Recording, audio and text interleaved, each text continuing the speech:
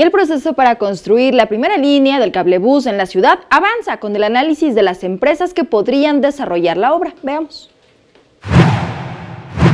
De acuerdo a la Comisión Reguladora de Transporte de la Ciudad de México, 13 de 17 empresas cumplieron con los requisitos para participar en la licitación de la construcción de la línea 1 del cablebús, que irá de Indios Verdes a Cuautepec. El paso número 1 que establecimos fue que las empresas manifestaran interés en que pudieran participar en el proyecto. Para manifestar interés no tenían que cumplir ningún requisito, simple y sencillamente un escrito que lo publicamos eso el lunes de la semana pasada.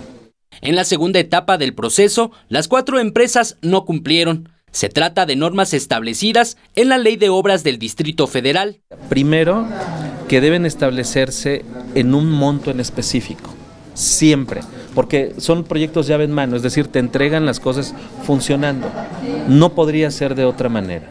Se contempla también el tiempo establecido para la ejecución de la obra, que en este caso es de 574 días.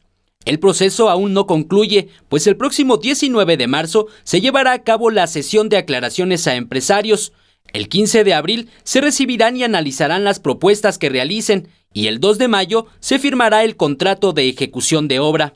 Y esos eventos nos acompaña la Contraloría para que revisemos los requisitos. Nosotros también, como órgano regulador de transporte, estamos en el Comité de Obras de la Ciudad de México. Este año la obra de cablebús ejercerá un presupuesto de 3,000 millones de pesos, y a diferencia de otros proyectos que se han realizado en la Ciudad de México, el monto asignado no será rebasado.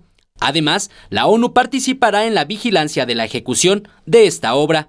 Con imágenes de Liber Rodríguez, Eric Pinto, 21 Noticias.